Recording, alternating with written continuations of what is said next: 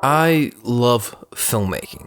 I really do. It's my passion and it's something I'm always involved with, despite having this channel. I love watching movies that make me feel some sort of emotion. That can be love, hatred, happiness, and even sadness. In the art of moving images, I'd have to say that anime is my favorite medium, for a few different reasons. The main reason being the way the industry is set up. By having so many low-budget companies churn out original projects, you're bound to have a few each season that test out the limits of storytelling. Most fail, and that's fine. But just every once in a while, you get something like this.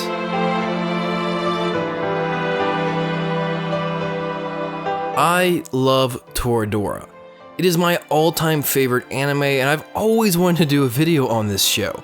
So recently, I took to rewatching the show for the first time in 5 years, and I was reminded just how amazing this show is. Toradora is the reason I watch so much anime. The show was one of the few that tested out the limits of storytelling and succeeded, creating what I'm personally going to refer to as a masterpiece. So today, I want to talk about how Toradora pushed the boundaries of storytelling. Before I go any further, I would like to urge anyone who hasn't watched the anime to pause this video now. There's going to be a lot of spoilers in this video, and if you really want to properly enjoy the show, watch it first, then come back to this video. Toradora is known as one of the best romance anime around, but I've always felt like that description is a little wrong.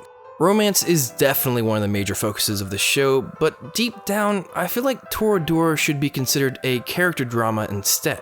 For those of you who are unclear on what a character drama is, think of a television show that focuses around a cast of characters that evolve over time.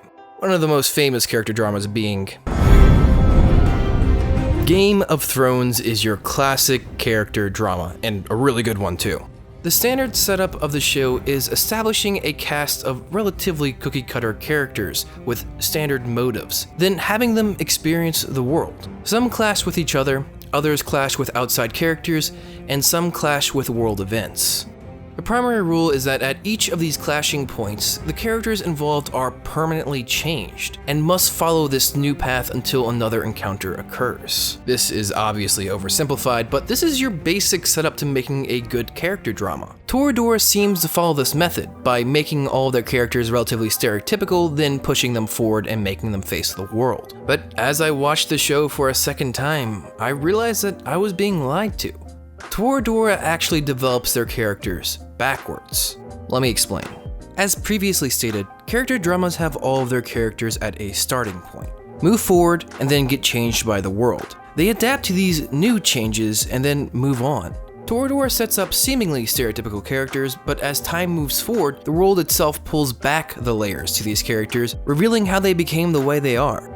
The show does still move forward in time, but the events that occur often result in subtle explanations of why they have a specific character trait. The other part that makes this extremely hard to explain is that everything is interconnected. One event affecting a specific character often leads to a domino effect that hits every character in the main cast. So let me give you an example of an event that creates a domino effect. Taiga's father coming home. This starts as an exterior event, but will eventually domino into multiple characters in the main cast. So it all starts with Ryuji, being an only child raised by his mother and not knowing any of his family, meeting Taiga's father. Despite Taiga's father clearly being at fault, Ryuji forces Taiga into giving him a second chance. This is because this is Ryuji's personal dream come true. And he's pushing his own personal emotions onto Taiga despite knowing it's not in her best interest.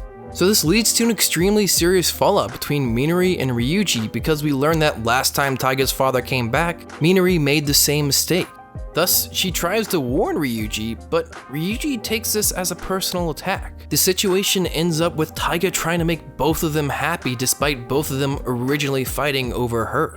Not to mention we also find out that Minori takes it personally too. This is because she hates herself for failing Taiga and expects Ryuji will merely do the same thing. So both are fighting for things they consider to be their own failures, and no longer consider Taiga's own personal beliefs in their own arguments. It's only at the beauty pageant when Taiga loses her cool that they notice that they had both been projecting their own feelings onto Taiga.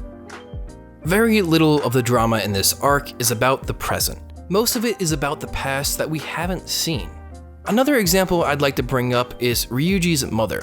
Yasuko is extremely doting on Ryuji, but Ryuji is an insanely hard worker. He cleans, he cooks, he's the perfect stay-at-home mom. This is usually your generic stereotypical character trait, but it doesn't add up with such a doting mother. The reason why is because there's layers here. Yasuko ran away from her family because she was pregnant with Ryuji and they wanted her to get an abortion. Thus, when she had him, she worshipped him for being the only family member she had left. Ryuji does all the housework not for fun, but because of a tragic memory he has with his mother. We find out that she's anemic, and Ryuji goes out of his way to ensure that she doesn't have to do any housekeeping when she comes home from work. This is because Ryuji's afraid that she'll overwork herself again, thus leading him to losing his only family member.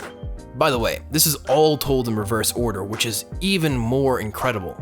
There are so many other times this is done and I want to talk about them, but I think it's better if I let you guys find them yourselves. This is because the show doesn't exactly hand us these narratives on a silver platter. There are bits and pieces spread throughout the rest of the narrative, but the author makes you piece them together yourself. So I know this is a little absurd, but I highly recommend you guys rewatch Toradora with this video in mind. There are so many stories worth digging for that you probably missed the first time around. A lot of anime try their hardest to innovate the process of storytelling each season, and most fail. But shows like Toradora make it worth the trouble. Toradora is truly something special, and I honestly consider this show a masterpiece for what it's done. It's no wonder that despite this show just turning 9 years old, it's still as popular as ever. Thank you guys for watching. A huge shout out to all of my patrons. If you guys are interested in becoming patrons and receiving special perks, I'll have a link in the description. Make sure you guys share, like, comment, and subscribe. This is Manime Matt. Make sure you guys stay man, go watch that goddamn anime!